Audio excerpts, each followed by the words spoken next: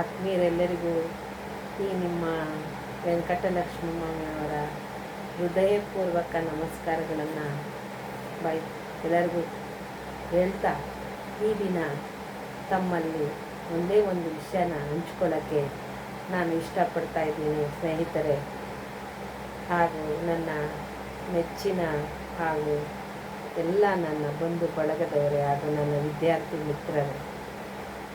ಈ ದಿನ ನನಗೆ ಒಂದು ಆಲೋಚನೆ ಮಾಡಿದೆ, ನಾನು ಏನಪ್ಪ ಈ ದಿನ ನಾನು ಹಂಚ್ಕೋಬೇಕು ಎಲ್ಲರಲ್ಲಿ ಅಂದರೆ, ನನಗೆ ಮೊದಲನೇದಾಗಿ ಅನಿಸಿದ್ದು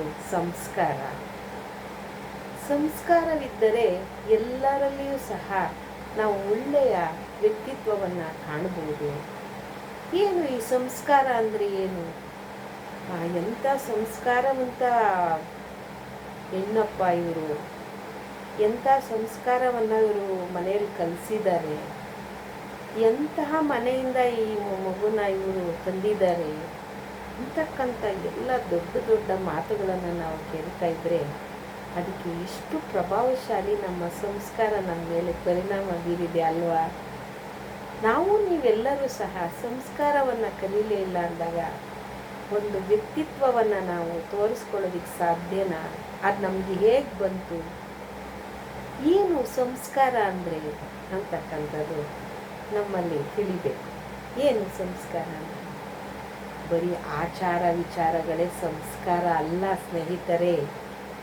ನಮ್ಮ ನಡೆ, ನುಡಿ, ಧರ್ಮ, ನೀತಿ, ನಾವು ಮಾಡ್ತಕ್ಕಂಥ ಕರ್ಮ ಎಲ್ಲನೂ ಸಹ ಈ ಸಂಸ್ಕಾರದ ಒಂದು ನಿಜವಾದ ಶಕ್ತಿ. ಆ ಶಕ್ತಿನೇ ನಾವು ಸಂಸ್ಕಾರ ಅಂತ ಹೇಳ್ತೀವಿ. ಸಂಸ್ಕಾರದಲ್ಲಿ ನಾವು ಇದ್ದಲ್ಲಿ ಎಂದಿಗೂ ನಾವು ಕೆಟ್ಟ ಯೋಚನೆಗಳು ನಮ್ಮಲ್ಲಿ ಬರೋದಿಲ್ಲ. ಎಲ್ಲದರಲ್ಲಿಯೂ ಸಹ ಉತ್ತಮವಾದ ಒಂದು ವಾತಾವರಣವನ್ನು ಅಲ್ಲೇ ಒಂದು ಸೃಷ್ಟಿ ಮಾಡಿಕೊಡ್ತೀವಿ. ಅದರ ಶಕ್ತಿ ನಮಗೆ ಸಂಸ್ಕಾರ. ಒಳ್ಳೆಯದೂ ಇದೆ, ಕೆಟ್ಟದ್ದೂ ಇದೆ. ಸಂಸ್ಕಾರ ನಮಗೆ ಅವರ ನೋಡಿದ ನಡೆ ನುಡಿಗಳಲ್ಲೇ ಗೊತ್ತಾಗುತ್ತೆ, ಇವರು ಒಳ್ಳೆ ಸಂಸ್ಕಾರವಂತರು ಅಂತ. ಉದಾಹರಣೆಗೆ ನಮ್ಮ ಶ್ರೀರಾಮಚಂದ್ರ ಪಿತೃವಾಕ್ಯ ಪರಿಪಾಲನೆಗಾಗಿ 14 ವರ್ಷ ವನವಾಸವನ್ನು ಪಡೆದಿರೋದು ನಾವು ಕೇಳಿದ್ದೀವಿ. ಹಾಗೆಯೇ ತಂದೆಯ ವಿರುದ್ಧ ಭಕ್ತ ಪ್ರಹ್ಲಾದ ಹರಿನಾಮ ಸ್ಮರಣೆಯನ್ನೇ ಬಿಡದಂತೆ ಒಂದು ಭಕ್ತಿಯಲ್ಲಿ ವಿಜಯವನ್ನು ಸಾಧಿಸಿರ್ತಕ್ಕಂಥ ಒಂದು ಕಥೆಯನ್ನು ನಾವು ಓದಿದ್ದೇವೆ. ಅಂದರೆ ಸಂಸ್ಕಾರ ಯಾವ್ಯಾವ ರೂಪದಲ್ಲಿ ನಾವು ಕಾಣಬಹುದು, ಅದರ ಮೂಲಗಳು ಯಾವ್ಯಾವು? ಸಂಸ್ಕಾರದ ಮೂಲ ನಮ್ಗೆ ಇಲ್ಲಿಂದ ಅದು ತಿಳ್ಕೊಬೇಕಲ್ವರ. ಅದಕ್ಕೆ ಸಂಸ್ಕಾರ ಮೊದಲನೆಯದಾಗಿ ತಾಯಿಯ ಮಡಿಲಲ್ಲೇ ಪ್ರಾರಂಭ ಆಗುತ್ತೆ. ಈ ತಾಯಿಯ ಮಡಿಲಲ್ಲಿ ಸಂಸ್ಕಾರ, ತಾಯಿ ಜೋಗುಳ ಆಡೋದ್ರಿಂದನೇ ಸಂಸ್ಕಾರ ಪ್ರಾರಂಭ ಆಗುತ್ತೆ. ಅದೇ ರೀತಿ ತಂದೆ ತಾಯಿಯ ಒಂದು ಅನುಸರಣೆಯಲ್ಲಿಯೇ ಅನುಕರಣೆ ಮಾಡ್ತಾ ಇರ್ತಾರೆ ಮಕ್ಕಳು, ಅದರಲ್ಲೇ ಸಂಸ್ಕಾರ ಕಲಿತಾರೆ. ತಂದೆ ಏನು ಮಾಡ್ತಾರೆ ಅದು ಆ ಮಗು ಮಾಡ್ತಾರೆ. ಉದಾಹರಣೆ, ತಾಯಿ ಏನು ಮಾಡ್ತಾರೆ ಆ ಮಗು ಮಾಡ್ತಾರೆ. ನಮ್ಮನ್ನು ಅನುಸರಿಸುತ್ತಲ್ಲ ಆ ಮಗುಗೆ ನಾವು ಚಿಕ್ಕ ವಯಸ್ಸಿನಿಂದಲೇ ಸಂಸ್ಕಾರವನ್ನು ಕಲಿಸ್ತಕ್ಕಂಥದ್ದು ನಮ್ಮ ನಿಮ್ಮೆಲ್ಲರ ಜವಾಬ್ದಾರಿ. ಅದರಲ್ಲಿ ಮುಖ್ಯ ಪಾತ್ರಗಳು ಯಾವ್ಯಾವಪ್ಪ ಅಂದರೆ ತಾಯಿ ಮೊದಲನೇದು, ಆಮೇಲೆ ತಂದೆ, ಆಮೇಲೆ ಗುರುಗಳು, ಆಮೇಲೆ ಮನೆಯಲ್ಲಿರ್ತಕ್ಕಂಥ ಹಿರಿಯರು, ಅಜ್ಜಿ ತಾತ, ಎಲ್ಲರೂ ಸಹ ಸಂಸ್ಕಾರವನ್ನು ಆ ಮಗು ಒಂದು ಕಲಿತಿದ್ದೇ ಆದರೆ ಅದಕ್ಕೆ ಮುಖ್ಯ ಪಾತ್ರಧಾರರು ಇವರು. ಉತ್ತಮ ಜನ ಎಲ್ಲಿದ್ದಾರೆ ಅವರ ಸಂಸ್ಕಾರವನ್ನು ಆ ಮಕ್ಕಳು ಪಡ್ಕೊಂಡೇ ಇರ್ತಾರೆ. ಅವ್ರ ಮನೆ ವಾತಾವರಣ ಆ ಮಗುವಿನ ಮೇಲೆ ಪರಿಣಾಮ ಬಿದ್ದೇ ಬೀಳುತ್ತೆ. ಅದೇ ಉತ್ತಮ ಸಂಸ್ಕಾರ.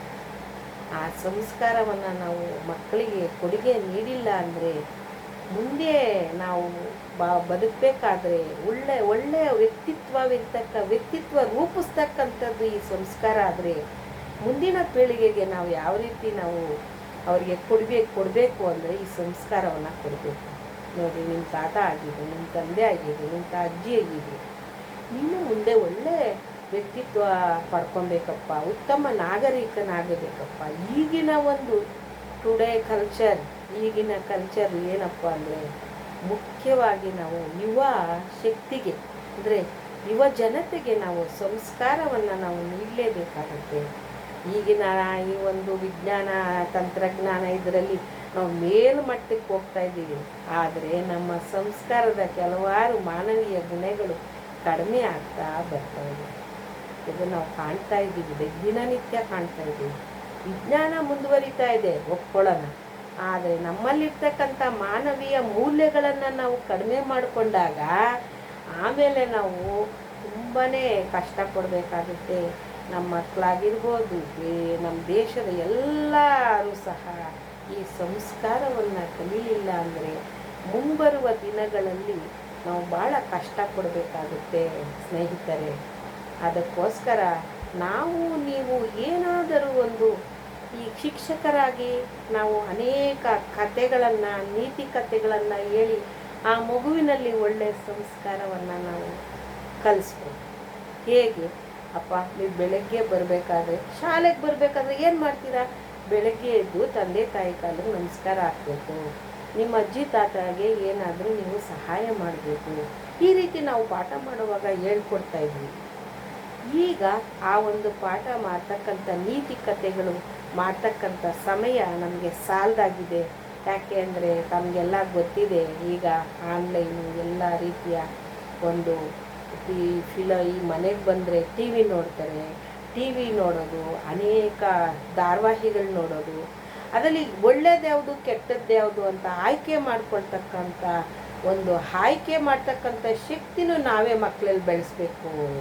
ನಾವು ಬಂಧುಗಳೇ, ಹೇಳ್ತಕ್ಕಂಥ ಪಾಠದಲ್ಲೇ ನಾವು ನೋಡಪ್ಪ, ನೀವು ಯಾವುದನ್ನು ಆಯ್ಕೆ ಮಾಡ್ಕೊತೀರಾ, ಯಾವುದನ್ನು ಆಯ್ಕೆ ಮಾಡಿಕೊಂಡ್ರೆ ನಿಮ್ಗೆ ಏನು ಅದರಿಂದ ಲಾಭ, ಏನು ಲಾಭ? ನೀನು ಉತ್ತಮ ನಾಗರಿಕನಾಗಿ ಮುಂದೆ ಬದುಕ್ತೀಯಾ? ಯಾವುದೇ ಸಮಾಜದಲ್ಲಿ ಎಲ್ಲಿಯೇ ಬೇಕಾದರೂ ಇಡೀ ಎಲ್ಲ ದೇಶವನ್ನು ನೀನು ಓಡಾಡ್ಕೊಂಡು ಬರಬೇಕು ಅಂದರೆ ನಿನ್ನಲ್ಲಿ ಸಂಸ್ಕಾರ ಇರಬೇಕು. ಎಂತೆಂಥ ಹಿರಿಯರು ಕಿರಿಯರು ಯಾರೇ ಆಗಲಿ ಅವರನ್ನು ಹೊಂದಿಕೊಂಡು ಹೋಗ್ತಕ್ಕಂಥ ಒಂದು ಜೀವನ ನೀನು ಕಲಿಬೇಕಂದ್ರೆ ಅದು ಸಂಸ್ಕಾರದಿಂದಲೇ. ತಂದೆ ತಾಯಿಗೆ ಒಳ್ಳೆಯ ಗೌರವ ತಂದುಕೊಡೋದು ಸಹ ನೀನು ಒಳ್ಳೆಯ ದೇಶಕ್ಕೆ ಒಳ್ಳೆಯದಾಗಬೇಕು ಅಂದರೂ ನಾವು ಸಂಸ್ಕಾರವಂತರು ಹೆಚ್ಚು ಜನ ಇದ್ದರೆ ಮಾತ್ರ ದೇಶ ಉಜ್ವಲ ಭವಿಷ್ಯವನ್ನು ಕಾಣ್ತಕ್ಕಂಥದ್ದು ನಾವು ನೋಡ್ತೇವೆ. ಅನೇಕರು ಅನಾಗರಿಕರಾಗಿ ಈಗ ನಾವು ನೋಡ್ತಾ ಇದ್ದೀವಿ. ಯುದ್ಧ ಮಾಡೋದಾಗಲಿ, ಸುಳ್ಳು ಹೇಳೋದಾಗಲಿ, ಒಬ್ರಿಗೆ ತೊಂದರೆ ಕೊಡೋದಾಗಲಿ, ಇದೆಲ್ಲ ಮಾಡ್ತಕ್ಕಂಥವ್ರು ಯಾರಪ್ಪ ಅಂದರೆ ಸಂಸ್ಕಾರ ಇಲ್ದಿರೋರು. ಸಂಸ್ಕಾರ ಇರೋರು, ಬೇಡಪ್ಪ ನಾನು ಯಾರಿಗೇನು ಮಾಡ್ದಿದ್ರು ನನಗೆ ಬೇಕಾಗಿಲ್ಲ, ನಾನು ಯಾರಿಗೆ ಸಹಾಯ ಮಾಡ್ತಿದ್ರು ಬೇಕಾಗಿಲ್ಲ, ಬೇರೆಯವ್ರಿಗೆ ಕೆಟ್ಟದ್ದು ಮಾತ್ರ ನಾವು ಮಾಡಬಾರ್ದು, ಅದು ಒಂದು ಸಂಸ್ಕಾರ. ಅವ್ರು ಏನಾದರೂ ಸ್ವಲ್ಪ ಮುಂದುವರೆದ್ರೆ ಅವ್ರು ಹೇಗೆ ಮುಂದುವರೆದ್ರು, ಅವ್ರನ್ನ ಹೇಗೆ ನಾವು ತೊಂದರೆ ಕೊಡಬೇಕು, ಯಾವ ರೀತಿ ತೊಂದರೆ ಕೊಟ್ಟರೆ ಅವ್ರು ಹಿಂದಕ್ಕೆ ಬರ್ತಾರೆ ಅಂತಕ್ಕಂಥ ಯೋಚನೆ ಮಾಡ್ತಾರಲ್ಲ, ಅವರು ಸಂಸ್ಕಾರವಂತರಲ್ಲ. ಅವರ ಕಲ್ತಿರ್ತಕ್ಕಂಥ ಸಂಸ್ಕಾರ ಒಳ್ಳೆಯದಲ್ಲ. ಅದನ್ನು ಅವ್ರಿಗೆ ಹೇಳಬೇಕು, ನೋಡಪ್ಪ ನೀವು ಸಂಸ್ಕಾರವಂತರಾಗಿ ಬದುಕಬೇಕೇ ಹೊರತು ಬೇರೆಯವರು ನೀವು ಹೇಗೆ ಬೇಕಾದರೂ ಬದುಕ್ಬೋದು, ಆದರೆ ಸಂಸ್ಕಾರವಂತರಾಗಿ ಬದುಕಿ ತೋರಿಸೋದು ಬಹಳ ಕಷ್ಟ ಇದೆ. ಸಂಸ್ಕಾರವಂತವಲ್ಲದಂತೆ ನೀವು ಬೇಕಾದರೆ ಎಷ್ಟೋ ಕೋಟಿಗಳು ನೀವು ದುಡಿಬೋದು, ಆಸ್ತಿ ಕೋಟಿಗಟ್ಟಲೆ ಇರ್ಬೋದು, ಆದರೆ ಏನು ಲಾಭ? ಅಂತರಂಗದ ಶುದ್ಧಿ ಇಲ್ಲದಿದ್ದರೆ, ಬಹಿರಂಗದಲ್ಲಿ ಶುದ್ಧಿ ಇದ್ದರೆ ಏನು ಲಾಭ? ಒಳ್ಳೆಯ ನೀತಿ ಇರಬೇಕು, ಒಳ್ಳೆಯ ಮಾನವೀಯತೆ ಇರಬೇಕು, ಆ ಮೌಲ್ಯಗಳನ್ನು ಒಳಗೂಡಿಸ್ಕೊಂಡಿರ್ತಕ್ಕಂಥ ಜೀವನ ಬೇರೆಯವರಿಗೆ ಮಾದರಿಯಾಗಿರಬೇಕು, ಅದು ಸಂಸ್ಕಾರ. ಬನ್ನಿ ನಾವು ನೀವು ಆದಷ್ಟು ನಮ್ಮ ಒಂದು ವೃತ್ತಿ, ಶಿಕ್ಷಕರ ವೃತ್ತಿ, ಆ ವೃತ್ತಿಯಲ್ಲಿ ಎಷ್ಟು ಸಂಸ್ಕಾರ ಬೆಳೆಸಬೇಕು ಅಂತ ಆಗುತ್ತೋ ಅಷ್ಟು ಸಂಸ್ಕಾರ ನಮ್ಮಿಂದ ಕಲಿಸೋಣ. ಮುಂದಿನ ಪೀಳಿಗೆಗೆ ಇದೊಂದು ಕೊಡೆಯಾಗಿ ಕೊಡೋಣ ಅಂತ ಹೇಳ್ತಾ ತಮ್ಮೆಲ್ಲರಿಗೂ ಹೃದಯಪೂರ್ವಕ ನಮನಗಳನ್ನು ಸಲ್ಲಿಸುತ್ತಾ ಈ ಒಂದು ಮಾತನ್ನು ಆಡೋದಕ್ಕೆ ಶಕ್ತಿ ಕೊಟ್ಟಂಥ ಭಗವಂತನಿಗೂ ಸಹ ನಮಸ್ಕರಿಸುತ್ತಾ ಎಲ್ಲರಿಗೂ ಮತ್ತೊಮ್ಮೆ ಹೃದಯಪೂರ್ವಕ ಅಭಿನಂದನೆಗಳು. ಶರಣಾರ್ಥಿ.